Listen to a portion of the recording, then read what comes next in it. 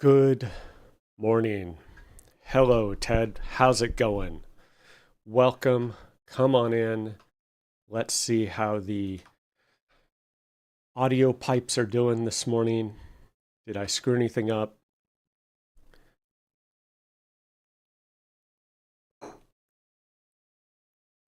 Okay, we have audio.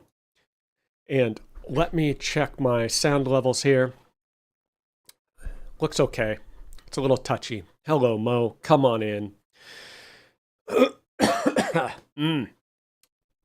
Gotta love that cold.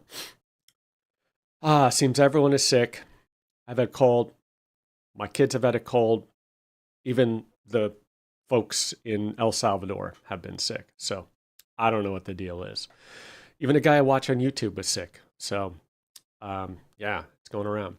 Well, good morning. It is January 9th, 2026, and a brisk, I know it's not much for you Midwestern and mountain folk, but a brisk 40 degrees here in Los Angeles. So like, it's pretty cold. What do we got going on? Where are we? So jump in the chat. Looks like YouTube is the place to be if you want to join the chat. We have a coffee-themed intro this morning. Good morning, Brad. Crustacean power, Brad. Let's go. Okay. So, the weekend.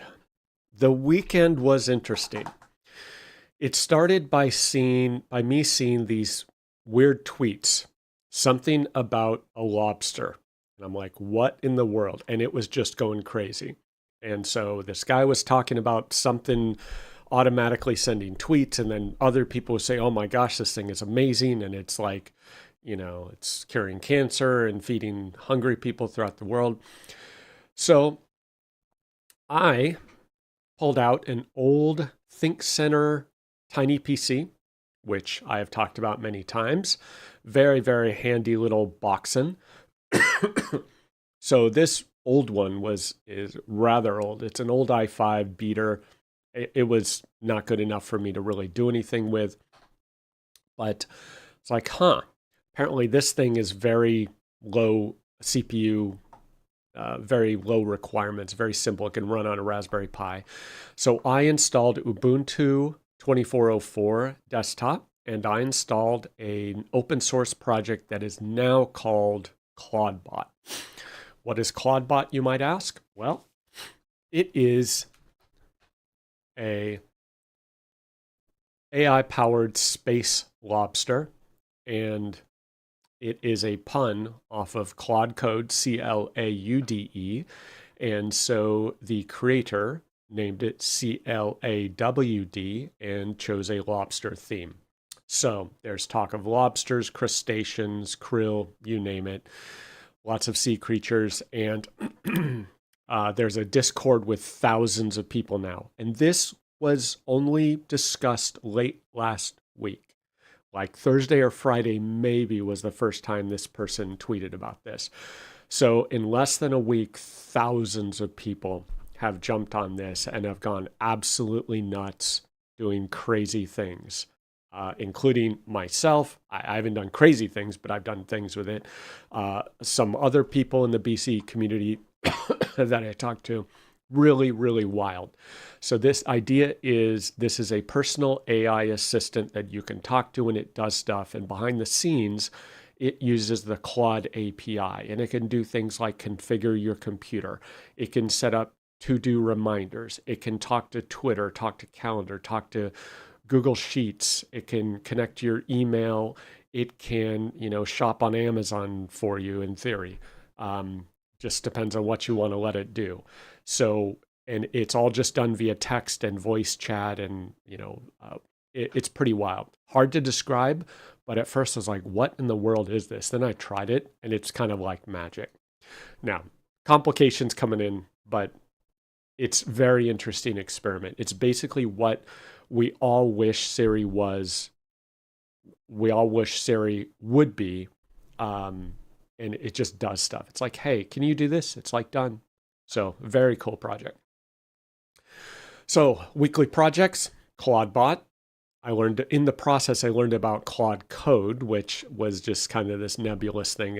I'd heard of it. I didn't know anything about it. And I, in turn, was forced to learn about Claude API. So it was actually a really educational experience playing with Claude Bot. Interesting, but educational. And the famous line, it works fine in dev. Yep, it does work fine in dev. I have tested it, and it does not work fine in the customer's environment. Learning how to test vibe code. This is a completely different skill set. You may be great at testing code, testing applications, PTEs, you name it. Learning how to test vibe coded apps is a completely different world. You cannot make any rational assumptions about what the app does and doesn't do, what it does right, what it does wrong. So very interesting project where I was like, whoa, I would have never thought that could be messed up so bad. And it was. So testing vibe code is an entirely different category of different skill than anything I've ever tried. Registration headaches, more on that. It's just one field.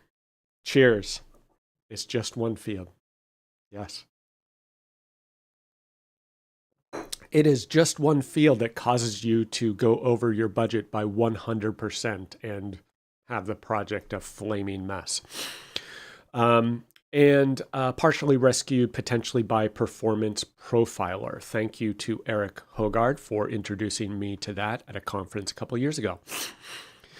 AppSource app finish line. We are so close. Oh my gosh. It's like whatever that concept is where you're halfway to the finish line and then you go halfway more, but you still got more. And then you go halfway more of that and you'll never get to the finish line. That's what it feels like. I know there's a term for it. I don't know what it is. I'm sure those in the chat smarter than I will remember the name.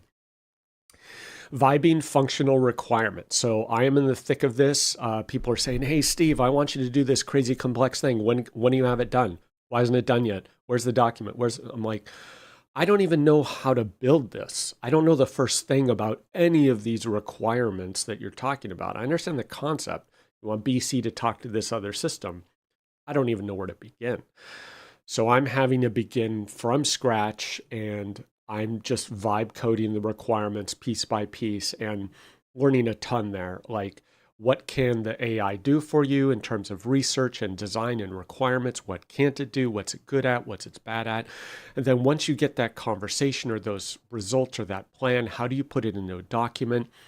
AI agents like Markdown, which is kind of a challenge. How do you deliver that to a partner or customer to collaborate? So all this stuff. So lots of learning there. PT delivered. Finally, oh my gosh, been hanging out there for weeks, months, I don't know. Finally got it done. All my fault, procrastinating, but yes. Fully vibe coded PTE delivered, documentation, test plan, automated test generation. Let's go. So Monday, registration system challenges and refactoring.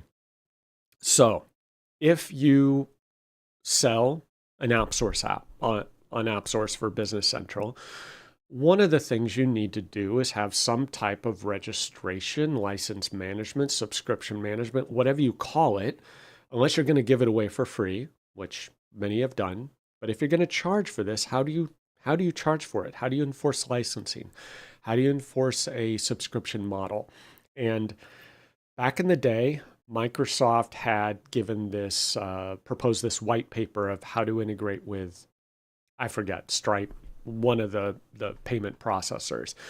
And it had challenges and issues. It was a proof of concept, and people tried to run with it. And a few ISVs are stuck with that model to this day, and it's very, very broken. Others have tried to use these online services for small software providers. They provide credit card processing, payment processing, the registration, renewal, license validation, expiration, things like that. And those people have been rug pulled. A couple of those services have basically gone defunct. They've stolen millions of dollars from the software developers. They haven't paid out. They've done things like they have terms like they're not going to pay out 90 days just in case there's a dispute. So they hold your funds for 90 days. And then only if there's no dispute, they say they'll pay them out. And then sometimes they do, sometimes they don't. Then others change their pricing and jack up their pricing 300%. So you're being held hostage by these companies. And I said, nope, not going to do that. So we went down the harrowing road of building our own registration system. And I don't regret doing it. We didn't really have much choice to this day. I'm glad we did, but boy, it is a complex process. So we have it. It's built. It's working. Our apps are tied into it. We ran into Azure reliability issues. Like Azure is super flaky. So we had to do full geo redundancy. We had to do full heartbeat monitoring. We have to do automatic failover in our code. We have to have multiple SQL regions, like pretty crazy backend we had to build just for our little tiny apps with 5 customers, right? But we learned a ton. We now have all the infrastructure, and we're working out a few final bugs. So there's a few bugs where the registration just won't resync and the license is invalid. So welcome to the party, folks. But we built it. I think it's pretty robust. And once we get done with the bugs, we'll be in good shape. PTE testing. Vibe coding warning. So I vibe coded a PTE and I thought, wow, this looks great. How cool. It's ready to go. And I'm like, oh, I better test it, right? So I go to test it and I'm like, what? What is this thing even doing? So it imports 5 invoices. This is a purchase invoice import, pretty simple. It imports 5 invoices and it says records imported 10. I'm like, what? So I asked the AI, why does it say 10 when it imported only 5? It's like, oh, that's kind of funny. That count is the number of entries in the log file, not the number of invoices imported. And I'm like, what? What? Who would do that? So that's just one of many examples where you see this output and you're like, what is going on? And hello, Eric. Good morning, Eric. Yes, greetings, dudes. To the dude. So the agent put a label in a field that said number of records imported, but instead of counting the number of records actually imported, it got confused and it counted the number of records written to the log. And yes, Eric, you had a shout out for introducing me to the in-client performance profiler for troubleshooting, which is taking us down a very dark alley troubleshooting an issue with BC. So more on that later. But so I'm testing this PTE, this vibe coded PTE, and it's just bizarre. And it's like, oh, I imported this many invoices. And so I figured out the log thing. It was counting log records. And then I said, okay, and it fixed it. And I'm like, okay, well, you have this invoice header count and it's still wrong. It's like, oh, I was counting the lines. And so it doesn't know what the log file is versus the header versus the lines. It was just kind of conflating them all as counts. And so the mistakes that a AI agent is going to make when vibe coding are just wildly different than the mistakes that would be made by even the most junior developer, right? The most junior developer wouldn't say, oh, let me say invoice is imported, but go count the log records. So it's really interesting that you can't make any assumptions about what you're testing here. I'm looking for weird and bizarre errors that are just totally unintuitive. And I found some stuff. I'm just like, whoa, what's going on here? So it's been fun. Making PTE version info more visible. I was going to try to have a screenshot of this, but I think I forgot. But anyway, this refers to in a PTE, for instance, exposing the version number in the user interface. Because what we're running into, and app source apps for that matter, what we're running into is when we make rapid iterations, have new releases, fix bugs. And I've had this for the last 20 years in the GP world. So I started adding a little version label right on the window. So anytime a user sends me a screenshot of the app, I see the tag in the bottom corner. I'm like, oh, okay, you're using an old version. So I'm starting to do that. And so I just said, hey, VS Code, Copilot, GitHub, whatever you're called. I said, hey, I want to expose the version number, surface that, put it right on the window. It's like, sure, no problem. 5 lines, slammed it out. It was beautiful, super clean. And there's now a fast tab on the page that says version, says the app name, says the build. You can go to extension management, but I don't want my users going there. Separate window. And I regularly get users who take their cell phone and they take a picture of their computer monitor, and that's how they send me screenshots. So literally anything I can do to reduce the hurdle for getting information for a support ticket, I will do. So I'm looking to see where I can hide that version number somewhere on the window, just kind of slide it in there sneakily and have that more visible. So yeah, Eric says his apps look themselves up in the installed app table and displays the version number. So essentially that's what this vibe coded enhancement did. It just says, okay, what is this app's name? What's its version? And it just displays it right on the window. So I did this in GP. It was invaluable. It's fantastic. We do it with the apps we still sell and support in GP. So if they actually send us a screenshot, we can always see the version number, and that's a good 30+% of support tickets right there. App source updates after hours. So we are iterating app source app right now and fixing bugs, making new releases, and I suppose it applies to PTs as well. But we have a customer who says, oh, this isn't working. And they say, oh, well, we're busy, so install it after hours. Like, is there any alternative to this? It's really hard to coordinate this and get it done after hours. We are going to surface the app update in our partner dashboard app that we're building, where we're able to manage tenants and environments and have the app. And I think there is is it called automation? So maybe I need to look into that so we can schedule the update after hours automatically. I kind of prefer to have a person doing it to see if there's any issues, but now that I'm reminded about that API, maybe we'll look into that API to schedule app source updates after hours. Okay. Hey, Lobster, record that. If only my Lobster were working. Rip Claude.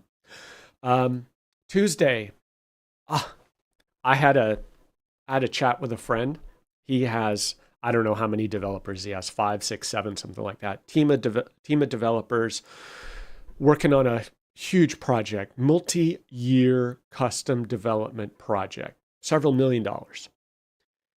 So I show him vibe coding, essentially, AI assisted coding. And he's heard of it, like all of us, but he hadn't really seen the results. So I showed him what it looked like in Business Central. He was gobsmacked. He says, this is incredible. So then he starts vibe coding in .NET, and I believe it was .NET or whatever he was working with at the time, just doing some test projects. He says, this is absolutely amazing. So he's hooked. And kind of like me, he's having to manage a team and he's not necessarily a full-time developer. He's not deep in the code. He's not this artisanal, handcrafted coder anymore. He's having to produce results for customers. And so he's got a project that's so complex. It's behind schedule. It's over budget. It's got a couple years to go just to finish, given all the changes and delays. He's like, I got to get this done. So he talks to his team about going all in on AI, agentic development, to reduce 2 years down to 6 months. His senior dev promptly quits. Typical conversation. Oh, it's garbage. It can't code. Look at these bugs. Look at the mistakes it makes. And he says, well, you just tell it to fix the mistakes. And in 5 minutes, it's fixed, right? Like any senior developer who says they don't make mistakes is deluding themselves, right? So senior dev literally quits, like says, no, I'm out of here, gone. So that was interesting. I kind of get it, but okay. So my argument is, well, now he's got a $100, $150, $200,000 slush fund to motivate his junior devs to go all in on agentic development. And hey, you get this project done in X months and here's your bonus. So like he's got to get the work done. So that was interesting. Times be changing. Updating the lobster. Oh my gosh. So I updated Claude. Claude bought the AI assistant. I'm a senior dev. My bugs cost more. Yes, great point. So anytime a developer says, oh, AI makes bugs, like, really? Let's dig into your code. Let's find the bugs that you made that take days to find, right? Because they're usually more complex, subtle bugs. But bugs are everywhere always. So I updated my ClaudeBot. I made the mistake of updating my ClaudeBot AI Space Lobster assistant. And the project is changing so fast that there are like 30 PRs a day from community members, thousands of people in Discord talking about stuff. The entire project went from this NPM package thingy or whatever to being refactored and re-architected 3 times by the time I updated. So all sorts of stuff broke. So after that, I thought it was working. I go to WhatsApp, I click in a chat. Like I didn't even do anything. I don't know how this was happening. In one of my chats, Claude bot somehow is sending messages in the chat I'm having with someone else. And these messages are just flying by, hundreds, thousands. And so I'm freaking out. I literally, it's on WhatsApp is so flooded with messages, it's completely unresponsive. I couldn't stop it. I didn't know what was causing it. So I literally had to terminate WhatsApp. I then had to scramble to get to the Linux machine where ClaudeBot was running and reboot it to try and stop whatever was going on. Finally, it stopped, and there were thousands and thousands of messages sent to this person. Fortunately, it was someone who knew what I was doing with the Magic AI Space Lobster. So it was quite hilarious. But yeah, the risks of being on the bleeding edge of AI assistants that connect to stuff, right? You can see my only statement is I can't think of a single thing that could possibly go wrong by letting an AI Space Lobster take over all my accounts, right? And I learned, thank you for the note, that a BC customer has watched my AL vibe coding live stream, and that has encouraged this person to try vibe coding. Awesome. Cheers. Congratulations. And if you haven't vibe coded, like I get it, there's this barrier and you're like, what's going on here? But once you do it and you see the automation and it just pumps out code, like, whoa, it is magical. And at first you may say, oh, this is garbage or it doesn't work. Yes, that's fine. You just tell it to fix its mistakes. And you pull a Ralph Wiggum and you tell it to, that's a meme, by the way. You tell it to just keep fixing its bugs over and over. You switch models, you go to plan mode, whatever.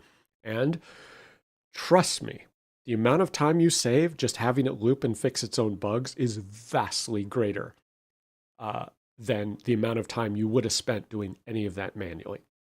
So, sure, I'll spend an hour sitting there telling it to fix its bugs while I drink my coffee, eat my lunch, and it's banging away fixing code.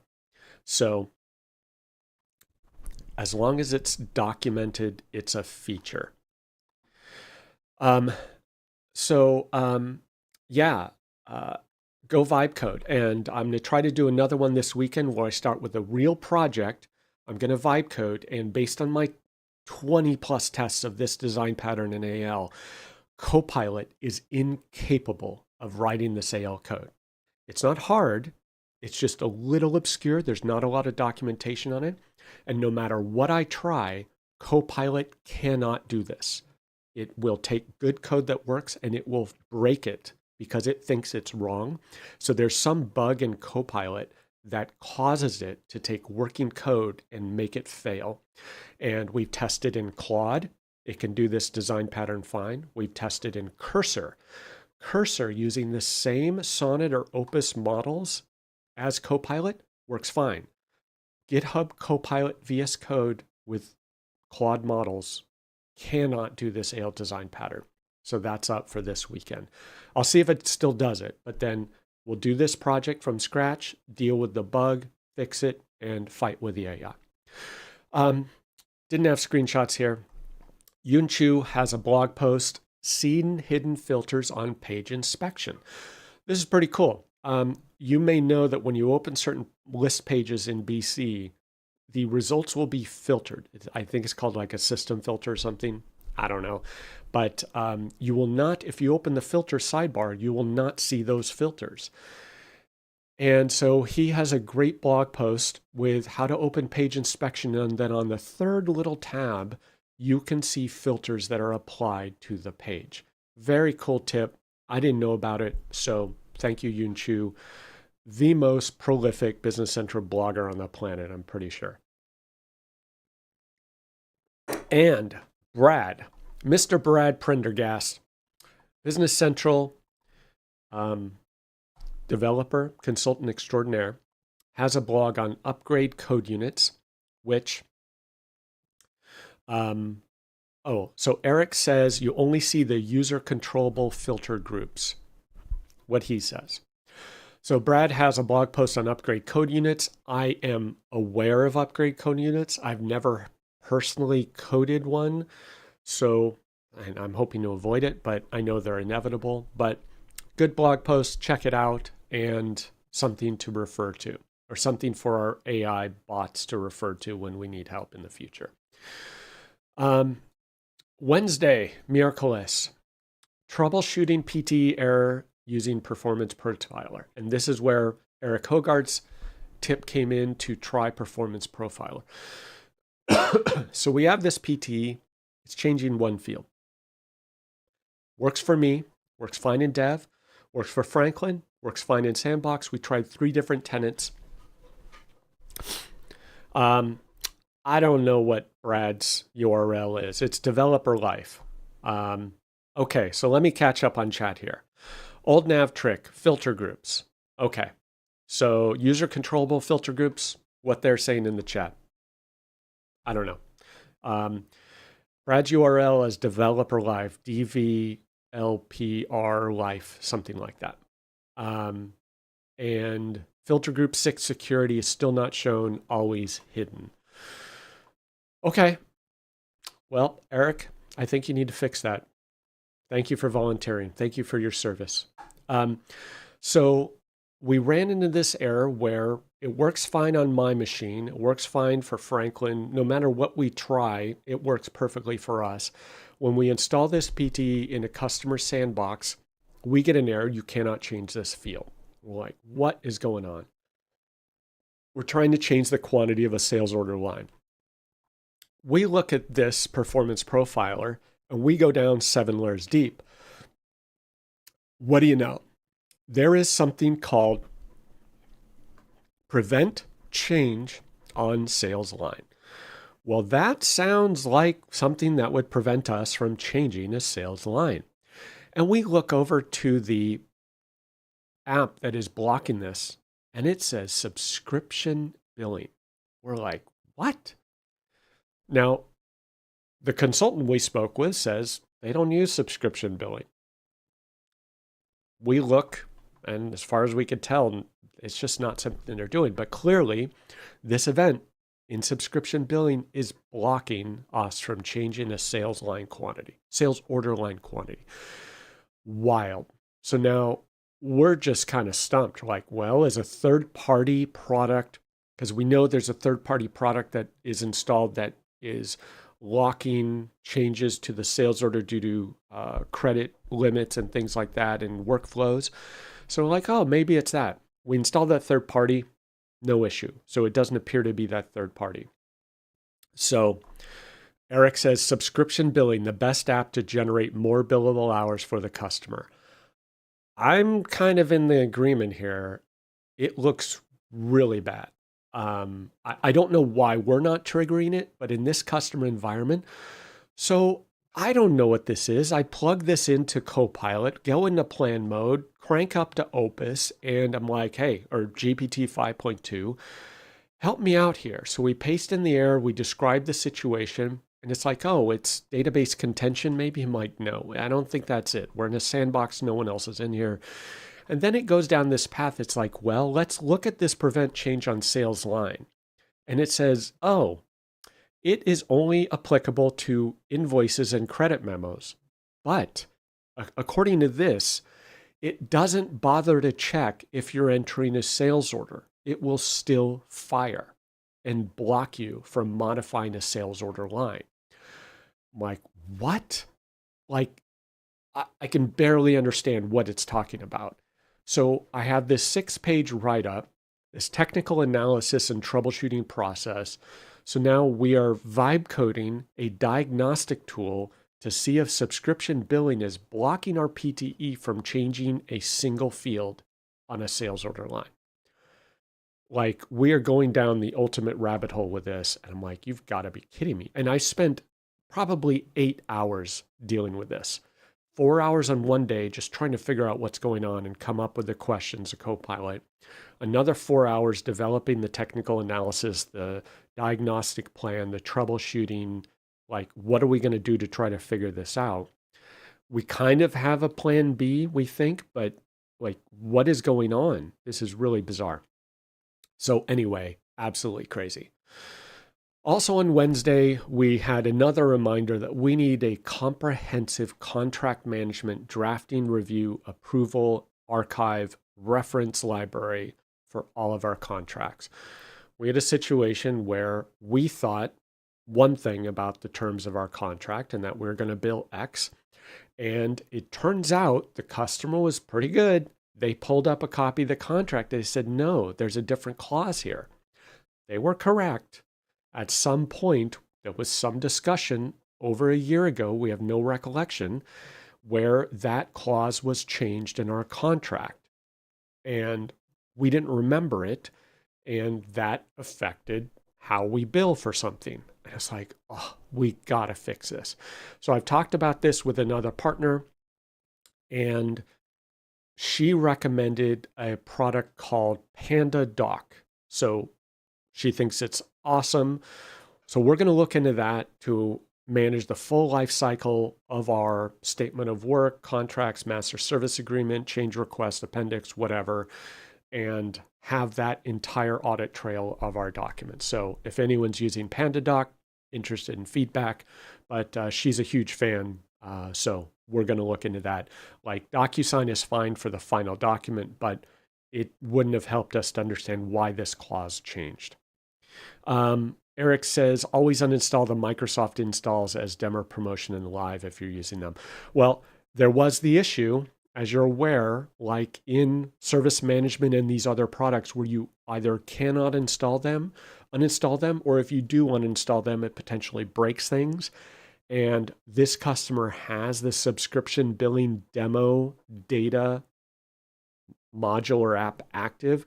So it's kind of a mess. SharePoint with changelog, that would work if we were all diligent enough and customer submissions wouldn't go into SharePoint automatically. So PandaDoc is apparently full audit, full workflow, full approval, plus the whole DocuSign all packaged up into one, and it's not expensive. So we're going to look into that, and we definitely need a better solution. Thursday. More work on this PTE subscription billing issue. So I spent another 4 hours after we kind of found the issue. This is where I spent another 4 hours having the plan mode with Copilot, do the investigation. I basically pulled in the Business Central's full source code folder so it could scan it, see what's going on, look through the code.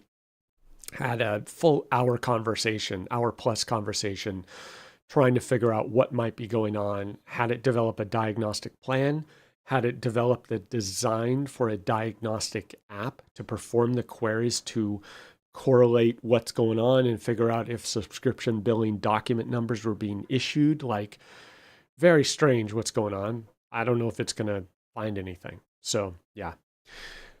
So then I had a blast from the past. This is something I mentioned. Someone found an unbelievably obscure bug. Speaking of bugs by senior developers, right? I'm senior, I have gray hair, and I have bugs in my apps. And so apparently this consultant and customer found a bug that has existed for 13 plus years in this app. No other customer has noticed. As far as I could tell, it's completely inconsequential. There's no actual consequence to this unless you're running some really detailed or analytical or diagnostic reports, but they're insisting that it get fixed, so fine. So I'm having to be an archaeologist and brush up on my SQL skills and do test records to compare GP functionality versus what my app does. And there in yellow is a discrepancy. So in GP, there's a field called 1099 amount, and it's what you might expect. It's the 1099 amount for a vendor invoice. For some reason, and I've been working with GP for 22 years. I didn't know this field existed. There's a field called un-1099 amount. So after you 1099 amount something, you need to un-1099 amount that thing. It doesn't appear on reports. It's not used for 1099s. I have no idea what it's used for, but as something is paid down, that un-1099 amount balance decreases down to zero once it's been fully paid and applied or something. Makes no sense. It's not used for any reports. I don't even know what the point is, but this consultant found that I was not updating that field. So now I'm trying to figure out like why, and it has to do with, well, when you partially apply a vendor invoice with a credit memo and then you use my utility to apply an import and manual payment, then this other field is not updated properly. It's like really zany. So that's fun. App source app testing continues. We are so close to the finish line, which we get halfway to the finish line, and halfway to the finish line, and halfway to the finish line. We're almost there. And yeah, there's the famous un-1099 amount field. Who thinks of these things?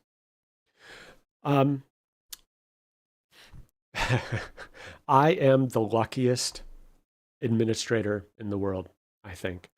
I have had more hard drive and solid state drive failures than anyone else I know. I have a Synology NAS that I think has had 3 or 4 drive failures due to the, I don't know, it's a Hitachi or whatever brand, HDST drives. 3 or 4 drives have failed. Crazy drive failure. Granted, that's over like 10 years, but still. So this is the Unify NVR. These drives, I think I bought in August 2023, and 800 some days of uptime, and one has already failed. I don't know if that's good or bad, but it's still under warranty, so I'm assuming that's not a good sign. So I've submitted the warranty claim, RMA claim, to Western Digital, and I chose Advanced RMA, which I didn't realize is a $25 charge. So I'm like, whatever. So I'm waiting for an RMA from Western Digital and going to swap that out. And I always debate, should I replace the drive with the same drive that failed? In the HGST case, that did not work out well. Eric asks, what's the common denominator for all of those drive failures? I wear the crown. I take pride in my drive failure accomplishments. I've had multiple SSDs fail. I've had a Samsung Pro SSD fail. I have had another Samsung. Actually, it's it's an M.2. I had an M.2 fail in a way that made it look like the motherboard was bad. It was crazy. I just happened to pull it out and all of my problems suddenly disappeared due to the M.2 drive being bad. Absolutely wild issues. So yeah, I now I'm just like, oh, another drive failed. That's a Thursday for Steve, right? Absolutely crazy. And this was a first for me. I know it's not exciting for you cool kids out there, but for the first time, I had GitHub Copilot do my Git commands for me. So I made some changes, finalized my vibe coded project, and I said, okay, I'm not going to even click the button. I'm not going to stage. I'm not going to commit. I'm not going to do any of this stuff. I'm certainly not going to type some Git command in the terminal like a poor person.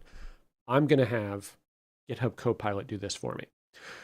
So I said, stage and commit my changes. It said, certainly, sir. It staged and commit. Now, it didn't do something. I don't know why. There's some files it couldn't stage and commit, and I need to look into that. But then I said, do this. And it's like, great. We need to install the Azure CLI, and you need to log in. Like, great. It did it. I logged in, and then I said, I'm done. So like, great. I'm going to push this to DevOps. It did it. It connected, and it did the pull request for me. So I didn't have to go to the Azure DevOps web interface like some commoner and click a button that would be below me. My agent did it for me. Successfully created pull request number 271 for my initial release of my fully vibe coded PTE in the books, folks. Sent it off last night to the partner, said, done. It was a crazy journey, learned a ton, tons of crazy vibe coded bugs, but that was actually good because I learned a lot. So yeah, that was very nice. And then more app source app testing on Thursday. We are 99.5% there. And in the world of dumpster fires, we have these cyber updates. For those of you who might be using IP-based KVM devices, someone bothered to look into how horribly insecure these things are. And these are like under $100, these super cheap little KVMs, mini KVMs, nano KVMs, whatever. Just these random Chinese brand KVMs. If you think those are even remotely secure, good luck. And so people don't think of these embedded devices, these IoT, whatever you want to call them. They're basically little Linux servers that are running in there controlling their systems, and they have full access to your systems. So this is just a backdoor to all of your critical systems that you have KVMs installed. So this is an article in, I think it's the SANS, it's a SANS website that tracks these issues and discusses these. So SANS Cyber Institute, something. So check it out. Risks of OOB access via IP KVM devices by Johannes Ulrich, published January 5th. SANS Cyber Institute, something like that. And then this is pretty cool. I think it's early days, but someone created something called Tailsnitch. This is an open source app. They have builds for Linux, Mac, and Windows. I know they have Windows because I used it. And it is a security auditor for Tailscale configurations. Now, if you've used Tailscale, you should know that it has tons of configuration options. And if you think you understand those configuration options, I would caution you to be a little more modest and humble in your understanding of those because they are very complex and subtle. It is super easy to misconfigure have things wide open and not have it locked down. Like it's difficult to lock it down actually. So this app, open source app, Tailsnitch, scans your tailnet for 50 plus misconfigurations, overly permissive access controls, and security best practice violations. So I ran it, and I think the headliner for me was that I was using an older version. So it scans all of your Tailscale endpoints, checks the version, and tells you which ones are out of date. I was like, oh, I didn't even think of that, right? How often do you update it? It doesn't auto-update it. So that was a good recommendation. It then had other recommendations that mostly looked very boilerplate. It wasn't specific to my configuration. It was more just like it always displays this rule that says, oh, make sure you're using this best practice with this, I don't know, Azure configuration or whatever these things were. So not quite as exciting as I thought, but a good practice to run. It at least checks these basic things and make sure you're not making an obvious dumb mistake. So if you use Tailscale, check out Tailsnitch. Dark Web Informer. This was interesting. A threat actor claims to have linked Chinese citizen database containing over 1.2 billion full identity records. And if you're skeptical about this, you shouldn't be. Like, if you think somehow any government is properly securing any records whatsoever, let alone citizen identity records, you would be very wrong. This actually happened to El Salvador a year and a half, 2 years ago, something like that. Every single citizen identity record, including the full, what they call the DUI, the DUI identifier record, photos, the card, everything was fully breached and leaked online. So every El Salvador citizen had their full national identity leaked. Seems it has just happened to China. 1.2 billion records in 36 files compressed in a 1 gig RAR. I believe it. Not surprising in the least. And anyone who so this is for sale. I don't know what people do with this stuff. Like at this point, it's like, yeah, like my info's at this every swap meet every weekend. So nothing exciting, but yeah, that was a doozy. If it hasn't happened to India yet, I'm assuming India's next. Like, there's just no way large countries can protect this information. So anytime you want the government to control your privacy, good luck. And speaking of which, California apparently just passed this law that says if you register with this California database, data brokers must remove your personal information and whatever they're collecting and expunge it from their systems. And if you don't think that is just a massive honeypot waiting to be breached, like, So I could register for this California anti data broker database, put in all of my sensitive personal information in this state-run database that data brokers then have access to in order to correlate it to their records. But guess what? That just becomes another data broker honeypot to be breached. So I don't know that I'm up for that. I don't trust the state of California any farther than I can throw them. Nightmare vulnerability lets attackers hijack N8N servers. And I am only vaguely familiar with N8N. My vague understanding is it is a orchestration engine similar to like a Power Automate and others like this. And this has a CVSS score of 10.0, perfect Olympic dive score, right? Allows unauthenticated attackers to execute system commands and achieve full host compromise without triggering any alarms. And I don't quite understand the numbers here, but it exposes an estimated 100,000 servers globally, but only 26,500 are publicly trackable and reachable from the internet at this time, based on a quick scan. So good times. This is why we cannot have nice things.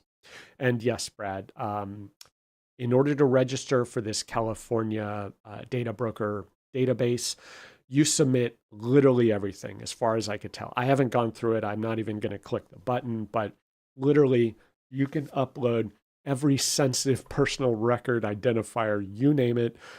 And it's like, do you not understand the irony of this situation? Of course not. This was passed by the California legislature or something. I don't know where it came from. It is absurd. And 2026 events coming up soon. Partner in Vibe Conference, January 28th in South Padre Island, Texas. Register, meet us there. I am going to be working on my presentations this weekend, get those drafted. And Directions NA, April 27th in Orlando. Dynamics Con is May in Las Vegas.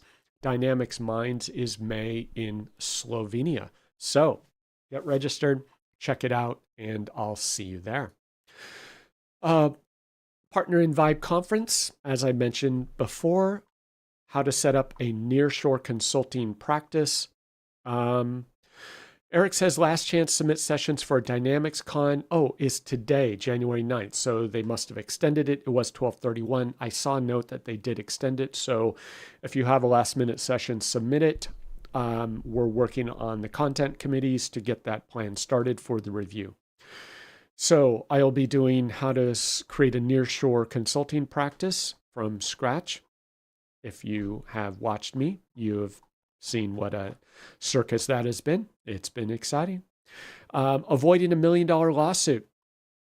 How you can potentially have some project management practices to reduce the risk of that happening.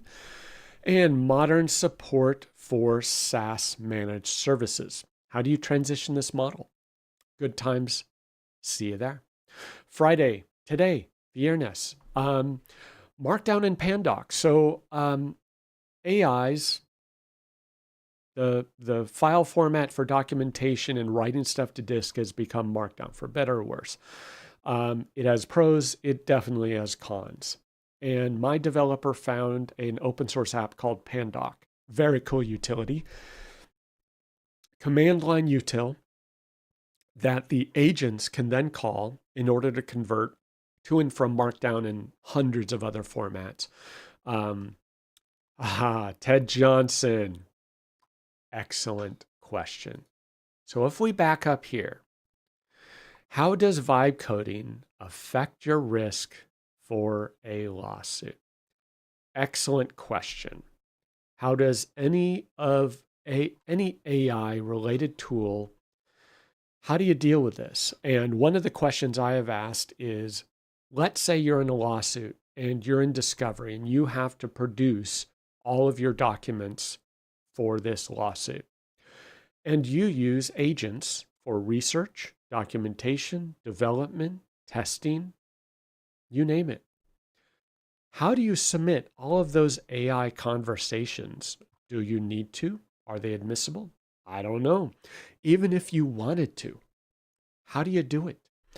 Do you think those are in whatever purview?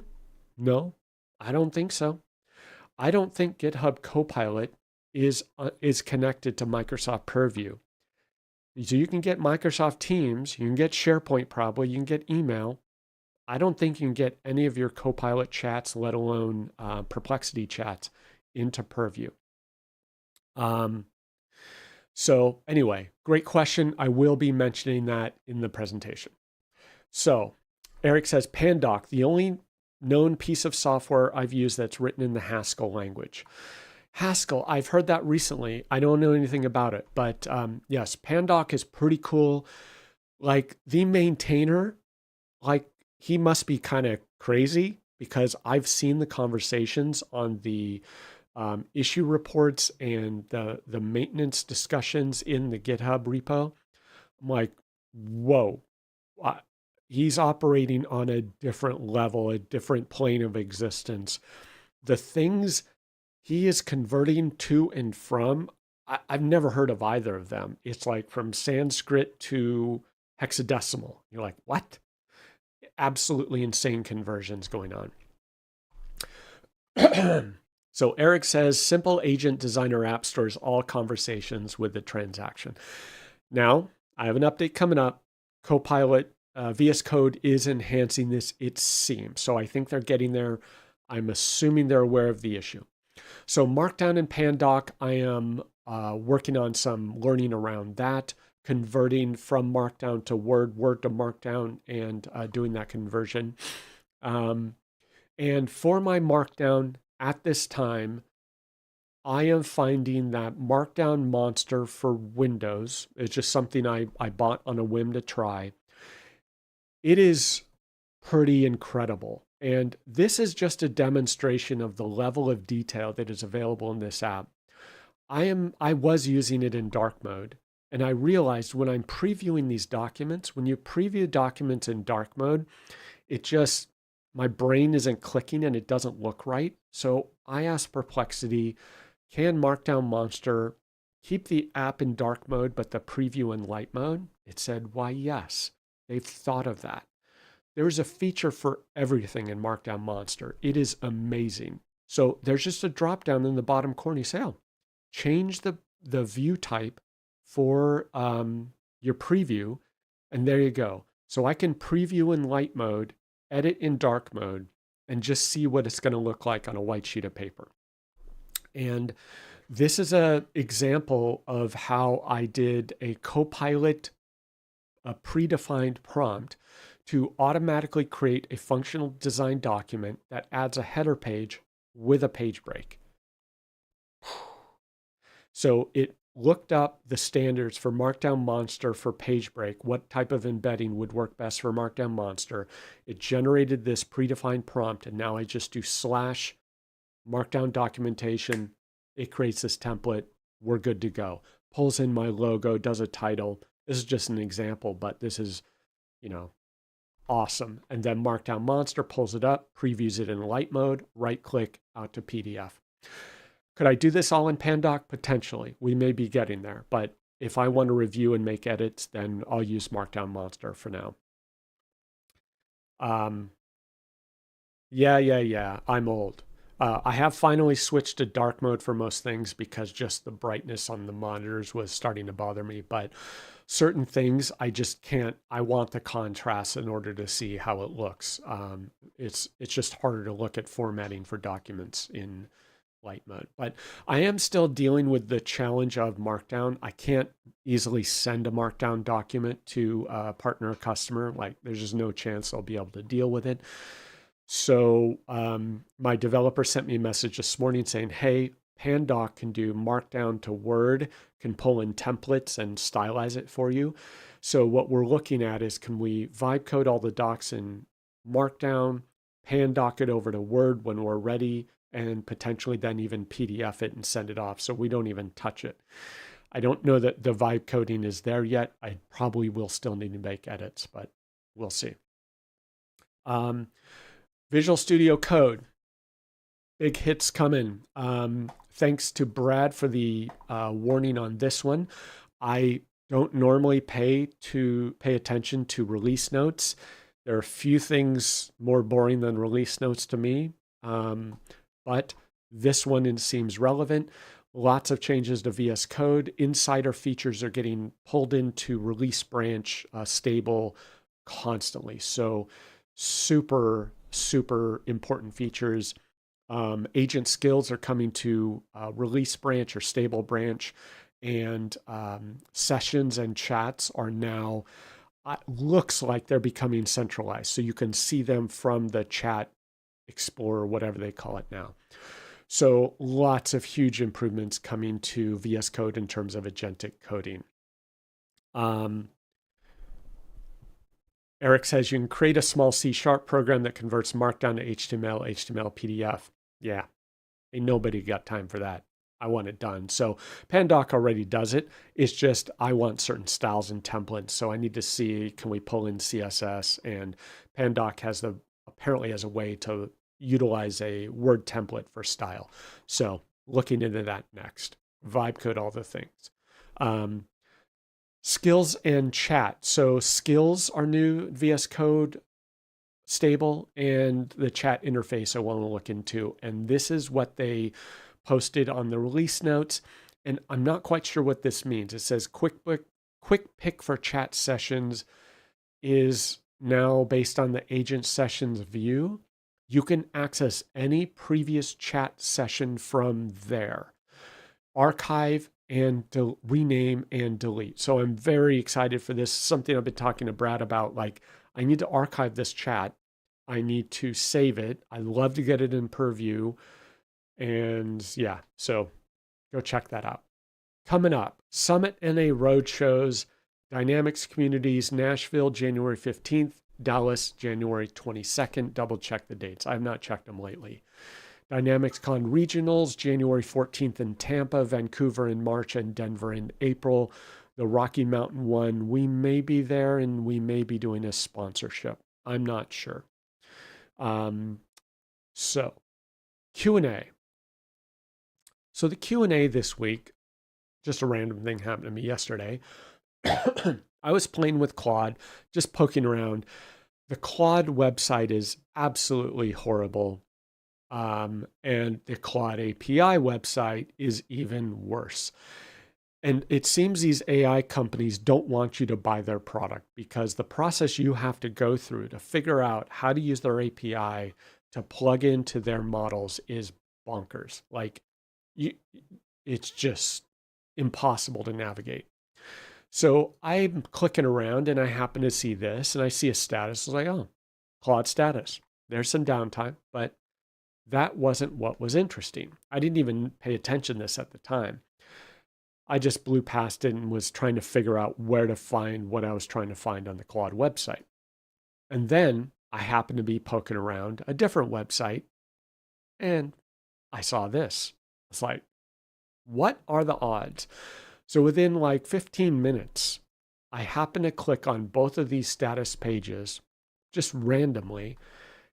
And this must be some common open source or Tailwind or whatever, some control for status uptime that everyone is using for their UIs. So now we know Claude and Bill use the same tool for platform uptime.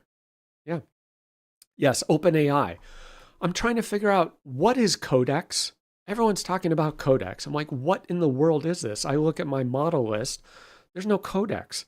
There's like GPT this, GPT that, mini, max, whatever.